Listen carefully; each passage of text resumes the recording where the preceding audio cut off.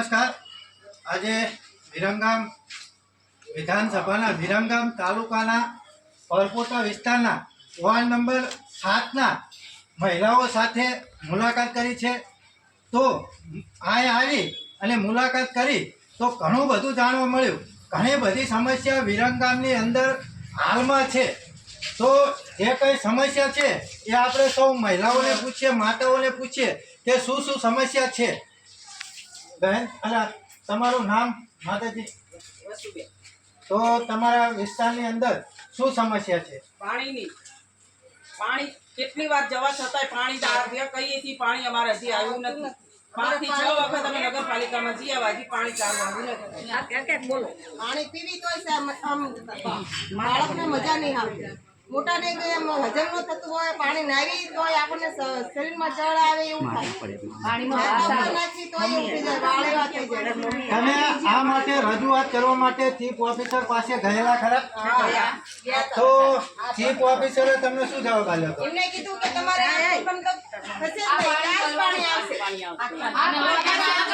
જોતું નથી, જે પહેલા આવતું હતું ઈ પાણી જોતું, જે પાણી આવે તો કઈ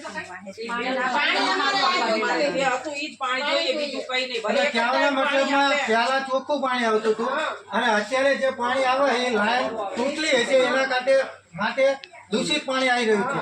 અને એના માટે તમે ચીફ ઓફિસર જયેશ પટેલને રજૂઆત કરી તો જયેશ પટેલે તમને એવું કીધું કે પાણી તો આવી જ આવશે, તમારે જે કરવું હોય કરી લેવાનું, બાકી પાણી આવશે પણ આજ આવશે અને પાણી આજ આવશે।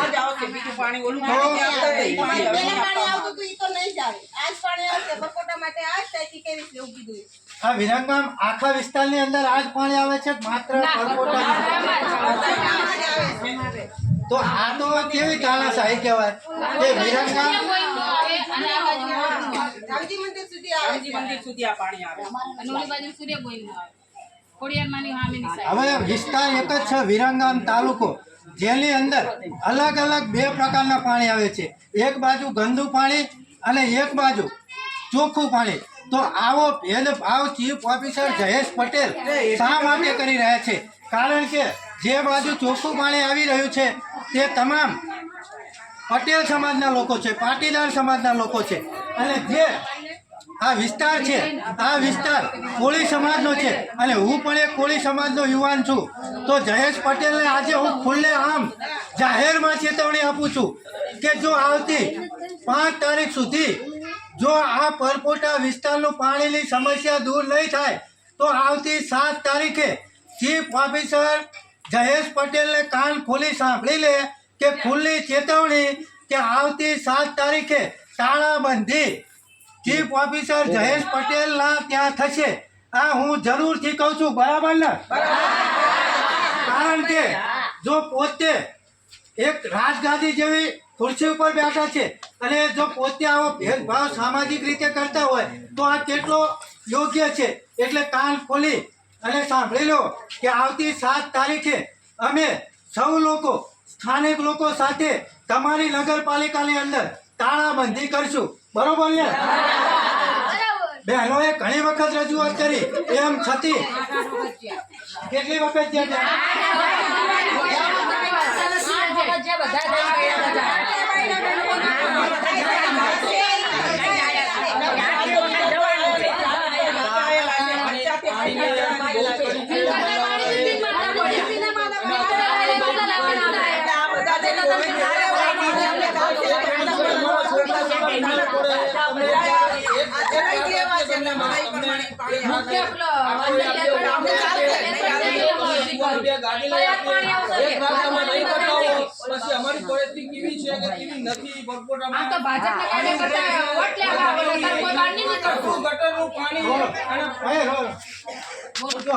આમ ભાજપના કાર્યકર્તા વોટ લેવા આવવાના, તાર બાર નહીં કરતા, એટલે આવું બધું થોડું ચાલે કઈ? આ પાણી બધાને જોઈએ, એકને થોડું જોઈએ, તમને સારું લાગે, તમને થોડું ખરાબ જોઈએ। આજી ફેર ભલે ચૂંટણી નામ કાઢવું હોય, અમારે બી જોઈએ, અમારે છોકરાઓ નાના હતા, એમના લીધે થોડું એકલા ફાયદા હોય, ભાજપ નહીં અને ભાજપ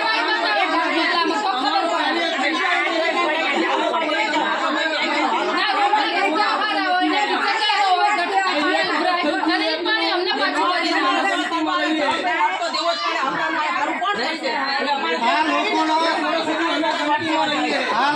કહેવાનો મતલબ એવો છે કે જ્યારે ચૂંટણી આવે ત્યારે આ લોકો પાસે બે હાથ જોડી અને ભીખ માંગતા હોય છે આ ભાજપના લોકો.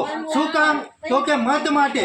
પરંતુ જેવા મત આપીને ચૂંટણી જીતી જાય એટલે આ લોકોની પરિસ્થિતિ સામું આ ભાજપ તંત્ર જોતું નથી. આ તમે જોઈ શકો છો અત્યારે. અને આથી વધારે પબ્લિક સાથે અમે 7 તારીખે નગરપાલિકાની અંદર આવી રહ્યા છીએ, એ પણ તાળાબંધી કરવા માટે. આની પૂરેપૂરી તૈયારી રાખજો, કારણ કે આ તમારું વિરંગામ છે, વિસ્તાર તમારો છે. અને જો તમારામાં તાકાત ના હોય સારું પાણી આવવાની, તો આ મહિલાઓ ક્યાં સુધી તમારી આવી દાદાગીરી સહન કરશે? તમે જુઓ આ મહિલાની રજૂઆતો કેટલી છે, અને તમને ઘણી વખત રજૂઆત કરી, એમ છતાં તમે સાંભળતા નથી. અને ખાસ કરી હું યુવા ધારાસભ્ય હાર્દિક પટેલને કહેવા માંગીશ કે તમે વિકાસની વિકસિત વિરંગામની પીપુડી વગાડો છો, તો તમારી પીપુડી પહેલા વિરંગામમાં વગાડો કે આ વિકાસ ક્યાં છે. આ લોકોને પીવા માટેનું પાણી નથી મળતું, નાહવા માટેનું સારું પાણી નથી મળતું. એક વ્યક્તિને જો કદાચ આપણે 3 દિવસ કે 4 દિવસ ખાવાનું ના મળે તો ચાલે, પરંતુ જો પીવા માટે કદાચ 24 કલાક પાણી ના મળે તો એ વ્યક્તિ મરી જાય. પરંતુ એ વિસ્તારના એ જ વિરંગામવાળા લોકોને પીવાનું પાણી પણ સારું નથી મળતું. અને આ ભાઈ વિકસિત વિરંગામની વાતો કરે છે, આ ત્યાં વિકાસ છે? પીવાનું પાણી નથી.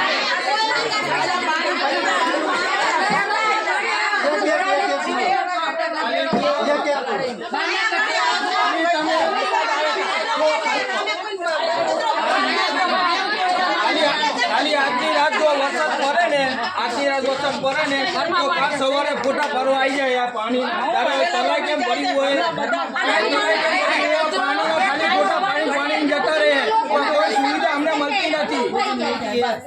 અમને સુવિધા કઈ નથી મળતી. આજે પાણી ગંદકીનું અમે પીએ. પહેલા જે પાણી આવતું હતું ને એ સારું હતું, અને અત્યારે આવા પાણી બદલી કાઢી છે, લાઈન આખી બદલી નાખી છે. એટલે આખી લાઈન એટલે કટિંગ જ કરવામાં આવી છે. તો પહેલા જે ગરમ આવતું હતું અત્યારે ઠંડુ પાણી આવે, અને લાઈને 10 મિનિટ માટે છોડે, અડધો કલાક નથી જોતા, 5-10 મિનિટ છોડે પાણી બંધ થઈ જાય. તમને ખાલી ગટર બતાવું કે તમારા ગટરનો નિરાકરણ કેવો હોય કે આખો આઈસર લાઈને તમે પાડી નાખ્યા. ખાલી આ તમે નજારો જોઈ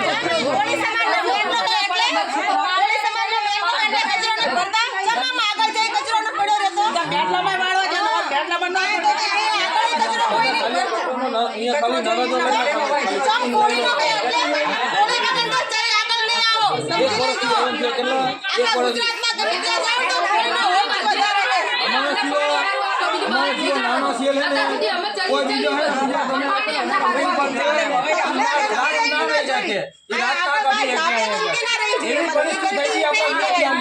આખા ગામ સુધરી ગયા, પણ વિરંગામ છેલ્લી ક્વોલિટી થઈ ગયું છે. વિરંગામ છેલ્લી ક્વોલિટી થઈ ગયું છે. આખો ગામમાં સુધરી ગયો આવી જાય. ધારાસભ્ય તો વિકસિત વિરંગામની વાતો કરે.